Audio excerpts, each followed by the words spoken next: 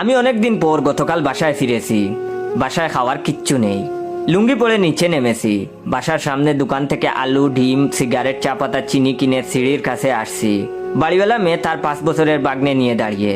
আশ্চর্য, আমার মুখ ভর্তি দাড়ির কারণে বাড়িওয়ালার মেয়ে চিনতে পারলো না। পিচ্চিটা আমার দিকে হা করে তাকিয়ে আছে। উপরে উঠছি, পিচ্চিটা আমার পিছু পিছু একতলায় এসে আবার নিচে নেমে গেল। পিচ্চিটা জুড়ে জুড়ে বলছে, খালামণি উনিকে ছেলে ধরা নাকি?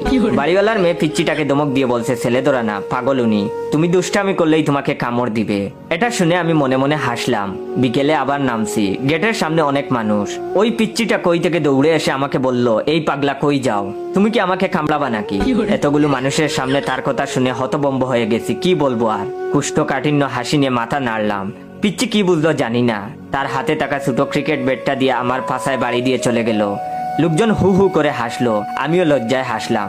আজ সারাদিনে 5 বার বাসার নিচে নেমেছি, আর এ পিচ্চির মুখোমুখি হয়ে ব্যাট হাতে দাওয়া খেয়েছি। সন্ধ্যায় আবার ব্যাট নিয়ে মারতে আসছে। আশেপাশে কেউ ছিল না, তাই পিচ্চিটারে ধরে পাছায় চিমটি দিয়ে বলছি, এই তুমি এত বেয়াদব কেন? সে তখন কান্না করতে করতে বাসায় চলে গেছে।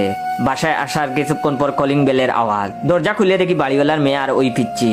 বাড়িওয়ালার মেয়ে বলল, সেকা খাইছেন নাকি? এরকম উদ্ভ্রান্তের মতো চেহারা করছেন, দাড়ি রাখছেন, চিনতে পারিনি। আর আমার বাগ্নের পাছায় চিমটি দিছেন কেন? সে এখন জিদ ধরেছে আপনার পাছায় বেড দিয়ে না মারা পর্যন্ত কান্না থামাবে না, কিছু খাবেও না। ছোট মানুষ, কিছু মনে করবেন না, আপনার পাছায় বেটের একটা বাড়ি দিবে।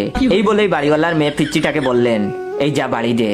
আমি হা করে তার কথা শুনছি। ওয়েট, ভিডিওটা শেষ করার আগে অবশ্যই ভাইয়ের রিয়েল পেজ ইওর জয়কে ফলো দিয়ে রাখবেন। আর রিয়েল পেজ থেকে ভিডিওটা দেখলে অবশ্যই বেশি বেশি করে শেয়ার করবেন, যাতে করে আপনার শেয়ারে অন্যরা ভাইয়ের রিয়েল পেজ ইওর জয়কে পায়। আমি হা করে তখন তার কথা শুনছি। পিচ্চিটা এলো এবং আমার পাছায় বাড়ি দিল বেশ জুড়েই। তখন বাড়িওয়ালার মেয়ে পিচ্চিরে বলল, হইছে, শখ মিটছে?